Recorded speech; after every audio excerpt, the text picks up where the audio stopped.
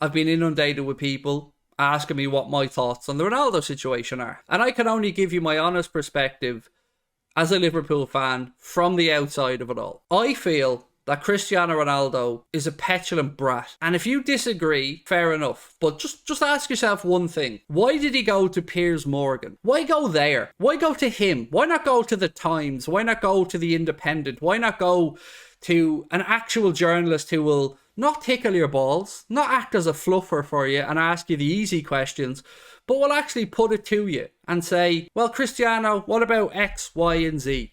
He didn't do that because, in my eyes, Cristiano Ronaldo was trying to rewrite history.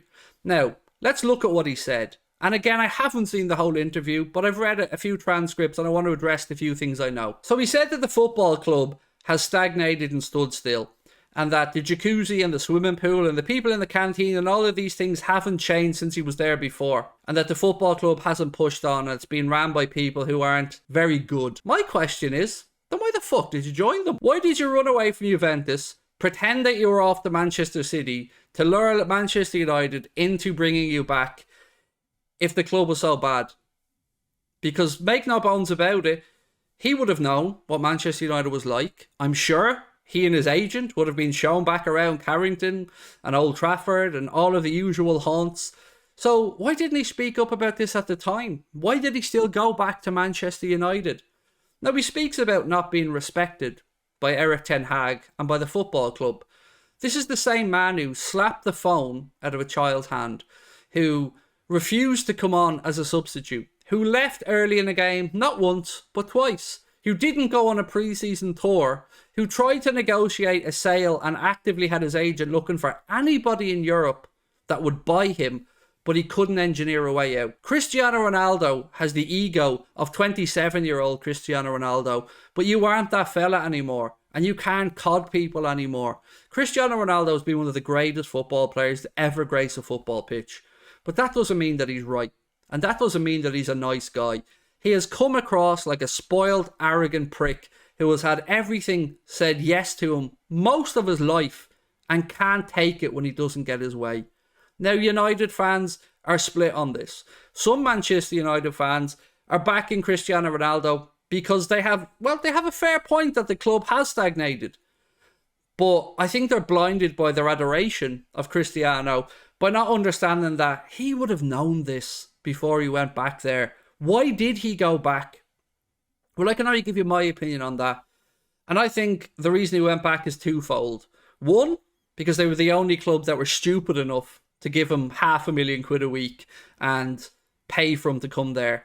And two, because Cristiano Ronaldo's ego thought that even with the shit show that was Manchester United at the time, his ego is so inflated that he thought that he could drag that club single-handedly to glory. Problem is, though, even though he was their top scorer, he was the top scorer in a shit United team. And everybody, and I mean everybody, could see that Cristiano Ronaldo was clearly on the decline. I struggle to bite my tongue around this because there's so many things about that man that I do not like. And yes, some of them are because I'm a Liverpool fan and he's a Manchester United legend.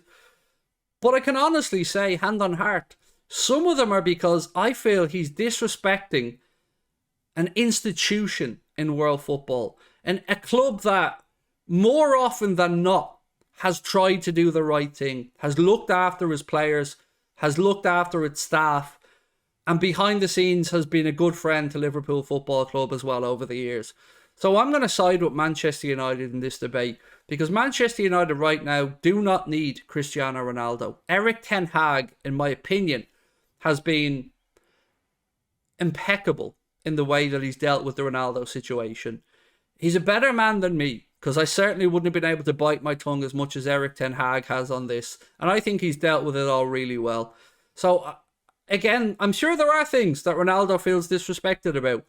So, from speaking to a Manchester United fan in our Discord group, apparently that the club were unsure about how ill one of his children were in hospital, and that annoyed Ronaldo. And as a father, I could understand that, sincerely. And what happened with the loss of their child is heartbreaking. And he himself admitted as much, that every fan was behind him because we're all human beings. And we've seen that Ronaldo's family were going through a really, really difficult time. And the world of football got behind him and showed its love, because that's what football does. And that was the right thing to do, because that family were suffering and they deserved that love and that adoration, and to know that people were thinking about them. But if you look at this situation now, as a United fan or as a football fan, and don't view this as anything other than a petulant, arrogant man-child who isn't getting his own way, kicking and screaming to try and force his way out of a club that he professes to love and a fan base that he professes to idolise, I can't help you, because that's not what I'm seeing. And I'm not looking at this through the eyes of either a bitter Liverpool fan or a Cristiano Ronaldo fanboy. I'm looking at this as somebody who has a begrudging respect for Manchester United, can also appreciate the man's greatness on the pitch, but that's not what we're seeing here. He's trying to rewrite history, and he's trying to create a narrative that, in my opinion, doesn't exist. So for me, I think Manchester United have handled it well. I think they'll find a way to remove him from the club, and I think he's tarnished his legacy at Manchester United. It's not for me to say if that's beyond repair or not. That's up to each individual United fan to make up their minds. But for me, this isn't the first and won't be the last time that his ego has written a check that he can't cash right now, because he's nowhere near the player that he once was. And when you're not the player that you once were, you don't have as many people who are willing to just say yes to every whim and every demand that you have because you deliver on the pitch. You aren't that Real Madrid now, where Florentino Perez will put up with anything as long as you're delivering Champions League titles and La Liga titles. When you're doing that, people have a lot of grace. People let you away with a lot of stuff. But when you're not that player anymore, your power in the game begins to diminish, and you begin to understand and learn some hard truths. And the hard truths are that Ronaldo was a pale imitation of who he used to be, and I've always disliked him as a human being. I will address and I will give him credit for the good stuff that he's done for charity and stuff like that, but there's been more than enough situations, some of them highlighting the media, some of them not, that have made me just think, underneath it all, this guy looks like a prick. You're wrong about United looking after his players and staff. Am I though, Sean?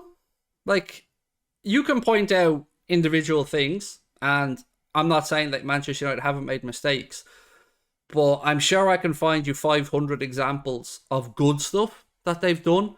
And sometimes clubs do show people the cold shoulder and maybe do try and force people out the door. Again, I'm not naive enough to believe that isn't the case, but ask yourself this: if United didn't want them and he wasn't in their plans and they wanted to get rid of him straight away, then why would they sign him? Why did they do it? That's my point here. I understand that I disagree with Sean a lot on this subject, and we've spoken about it in a Discord group in a very balanced, back and forth way, respectful of each other's beliefs on it. I honestly can't see how anybody can defend them in this situation unless you're blinded by being a fanboy, unless you grew up idolising Cristiano Ronaldo and remembering his goals and his brilliance. He's literally sat there and slagged off Wayne Rooney, literally said, I'm still playing and he's probably jealous, or look at me and then look at him. And like, I don't particularly like Wayne Rooney, but he seems to be 20 times the man that Cristiano Ronaldo is, and he seems to be getting along fine with Erik Ten Hag, because I believe he's been a regular in and around Carrington and has spoken with Ten Hag at length about, managerial stuff and tactical stuff and all of that kind of thing.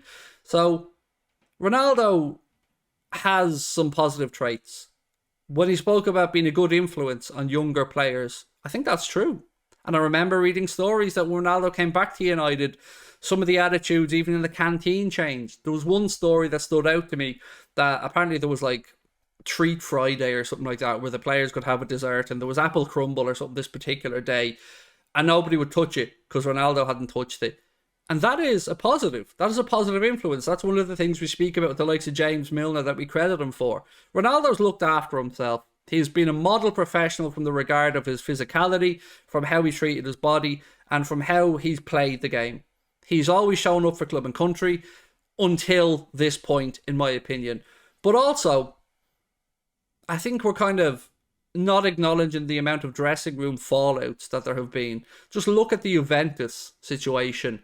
Look at how relieved a lot of people were to get rid of Ronaldo out of Juventus. To me, the dude just seems toxic at this point. And you add into that some of the stupid shit from like his sister saying things like Portuguese fans who wanted him dropped for an important game are shitting on the plate that they eat from. Like, I don't get it. The thing that really annoyed me was that the higher-ups disrespecting Ronaldo after his son died. We don't know who it was, but apparently it happened. Now look, that's a tragic, tragic event that he deserves time, space to heal, to be with his family. And if the club or anybody at the club didn't have that as their main priority around that situation, Sean, I'm with you 100%. Cristiano Ronaldo's family went through an incredible loss, and they needed and should have had the time and space and respect from the club to do what needed to be done. No argument there. I think he's been one of the greatest players to ever play the game, and now that his physical ability is decreasing, he can't handle it. I do, however, think he has a point. The way United handled him this season wasn't the best. And if it's true about his daughter, that's bad. I think Ronaldo has clearly just gone around voicing the problems he has at United in a stupid way, as he's basically ended his career at United. If United don't move him on, they're making themselves out to be complete pushovers. And that's from FIFA Nerd. Cristiano Ronaldo wasn't thrown into the boot of a car and dragged kicking and screaming to Manchester United for their 500 grand a week wages, mate. He made a decision looking at the landscape of Manchester United and made an informed decision to go back there. So this screaming and shouting about things not being good enough, you know what you were walking into. With regards to the club not utilising him right this season, he shouldn't have stepped foot on the football pitch for United this season in my eyes. Not after the way he carried on trying to engineer a move away to any Champions League club that would have him. Not after he didn't go on the pre-season tour to Asia. Not after he smacked a phone out of a goddamn child's hand, refused to come on twice as a substitute, or once as a substitute, and left early twice. These aren't the attitudes of somebody who is professional, who is there for the team. He even threatened this interview, and I kind of mocked him for it for ages, saying, where's this interview we were all expecting where you were going to expose it? Like, the dude speaks about having a fucking notebook with 100 stories about him, and he claims 4 or 5 of them are true.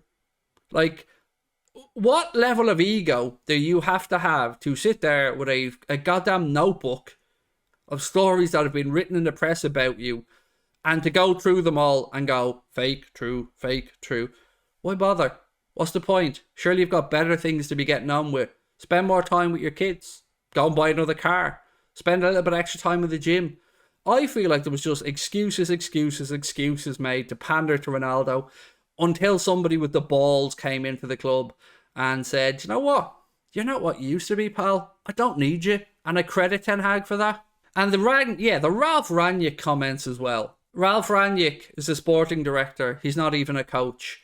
I mean, just the sheer fact that he said that sentence with a straight face and Piers Morgan didn't turn around to him and go, well, he is a coach, Cristiano. In fact, he's an extremely well-respected coach. Just go and ask Jurgen Klopp, who spoke very highly about the influence that Ralph Rangnick has had on him and on football.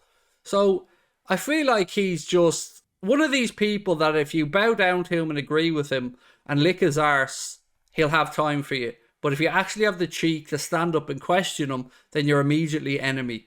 I don't like those people. Those are the type of people, to me, that worry me in society.